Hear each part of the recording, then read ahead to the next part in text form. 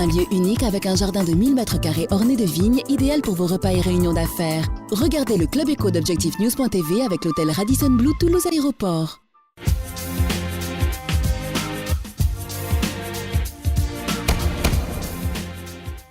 Bonsoir, bienvenue dans le Club Éco d'ObjectifNews.tv. Nous recevons ce soir Christian Carle, le président de Polestar. Bonsoir Christian Carle. Bonsoir. Alors, semaine spéciale à l'occasion du Toulouse Space Show. Polestar, on a bien le sentiment depuis quelques mois que vous êtes sorti d'une période où vous avez beaucoup investi en R&D et aujourd'hui on est complètement dans la commercialisation des produits. Alors oui, il est vrai qu'en plus le Toulouse Space Show va marquer une véritable étape, mais on est véritablement passé dans un cycle commercial complet. Après la R&D, l'industrialisation, on est clairement aujourd'hui dans une phase extrêmement active de commercialisation de nos produits. Donc notre gamme de produits autour de la marque Nao, avec Nao Campus et Nao City. Nao Campus, localisation indoor, Nao City, localisation extérieure précise. Et aujourd'hui, la majeure partie de notre activité consiste à la réponse à nos clients. Beaucoup de demandes, un marché qui a pris une maturité très très récente sur les besoins de localisation, notamment indoor, très lié à tout ce qu'on appelle le marché des LBS, donc tous les services basés sur la localisation à partir du téléphone portable. Alors c'est vrai Christian Carle que Polestar s'est fait reconnaître ici dans l'agglomération toulousaine comme un petit peu l'acteur de référence, la PME qui travaille notamment sur ces sujets de géolocalisation avec un marché exponentiel. Peut-on vraiment parler aujourd'hui de maturité? Ça y est, est-ce que finalement la mobilité, les terminaux finalement ont aujourd'hui permis de donner un coup d'accélérateur à votre marché? Alors on est vraiment sur un cycle ascendant extrêmement fort. On est au début de la pente et la pente est très forte en termes de croissance de marché. Je pense que tous les acteurs du marché peuvent remercier Apple avec son iPhone qui a vraiment ouvert les applications à la mobilité. Ces mini-ordinateurs portables sur téléphone avec une très grande ergonomie a ouvert énormément de besoins.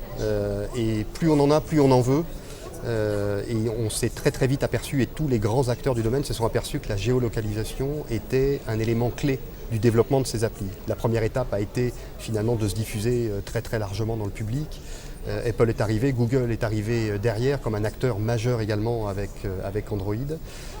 Énormément d'applications dans le monde sont développées. On a des équipes actuellement aux États-Unis, au congrès Apple, pour suivre les développements, pour présenter notre technologie. Et on voit que le nombre d'applications est croissant et que la géolocalisation est au cœur de tous les débats. Et notamment la géolocalisation, ce qu'on appelle indoor, à l'intérieur des bâtiments. Et donc c'est vrai qu'on a probablement été un peu visionnaire, ce qui nous permet d'avoir une petite longueur d'avance par rapport à nos concurrents qui arrivent ou qui sont présents, notamment en Amérique du Nord, mais également en Europe. Et le fait de pouvoir courir vite aujourd'hui, c'est-à-dire d'avoir nos produits matures, on est la seule entreprise à pouvoir avoir un produit validé, qui fonctionne, qui est déjà utilisé dans les applications et qui est intégré par nos clients. Donc le grand public ne connaît pas notre technologie, elle est complètement packagée dans nos applications, mais tous ces développeurs d'applications sont en contact avec nous, ou on est en contact avec eux pour voir comment les nouvelles applications vont pouvoir bénéficier de cette nouvelle performance. Dans le cadre de ce Toulouse Space Show, vous pourrez faire un certain nombre d'annonces, notamment, et ce qui est plutôt une bonne nouvelle pour l'entreprise que vous représentez, Polestar, c'est de pouvoir aujourd'hui avoir une solution adaptée aux terminaux Android, et donc ceci par un accord avec Google. Voilà, exactement. Donc la première annonce, on annonce donc ces jours-ci la compatibilité de notre solution pour tous les terminaux Android. Donc Android est ce qu'on appelle le système d'exploitation de Google. Donc notre solution fonctionne à la fois sur le téléphone Google qui s'appelle le Nexus One, qui est arrivé en Europe tout à fait récemment. C'est un petit peu plus ancien sur le marché nord-américain, mais également tous les terminaux Motorola, HTC fonctionnant sous le système Android de Google.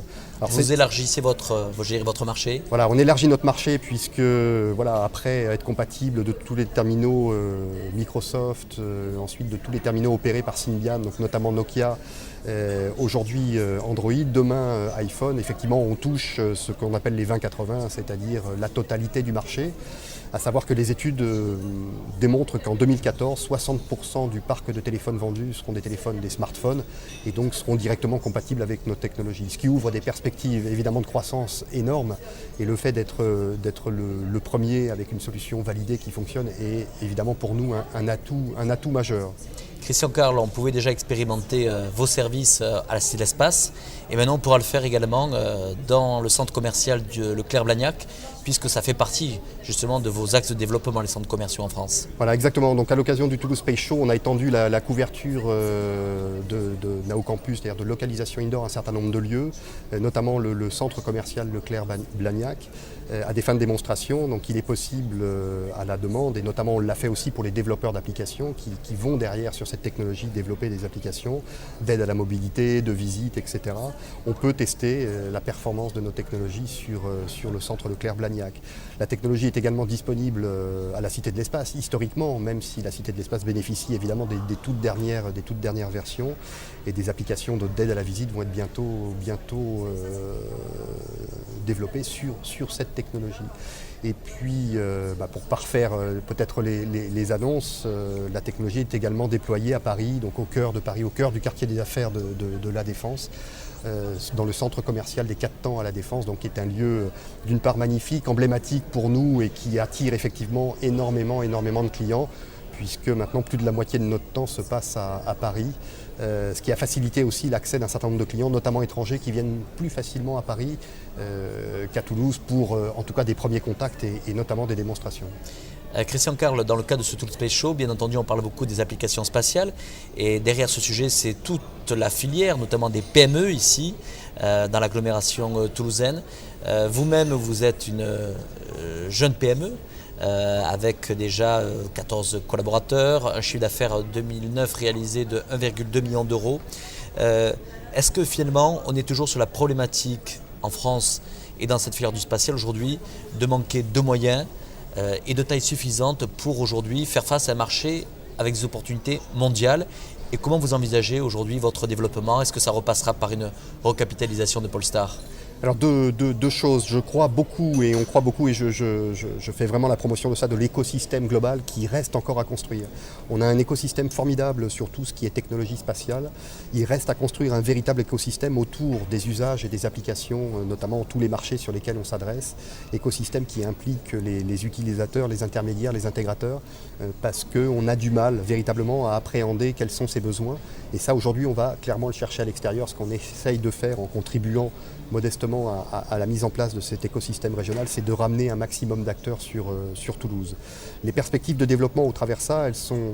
ce qui est important, c'est qu'on trouve toutes nos compétences sur Toulouse, qu'on puisse attirer tous les talents dont on a besoin, et qu'on puisse également avoir autour de nous l'ensemble de nos partenaires, ceux qui développent les applications, ceux qui sauront les adapter à toutes les différentes plateformes, ceux qui vont pouvoir également nous aider à commercialiser. Tout ça est important, c'est ce que j'appelle véritablement l'écosystème, et ça on est en train de le construire au travers toutes les initiatives globalement. Financer aujourd'hui la R&D est quelque chose qui a été rendu possible, notamment avec les pôles de compétitivité et la véritable prise de conscience qu'il fallait vraiment investir de manière massive dans un certain nombre de projets pour qu'ils puissent devenir réalité. Et l'enjeu, il est véritablement mondial, et on ne se bat pas toujours à armes égales par rapport à un certain nombre de clients. Et le nerf de la guerre est véritablement la partie financement de cette innovation, de cette R&D, et également de ce qu'on appelle l'industrialisation, c'est-à-dire le passage de cette étape de prototype à cette étape de produit véritablement commercial.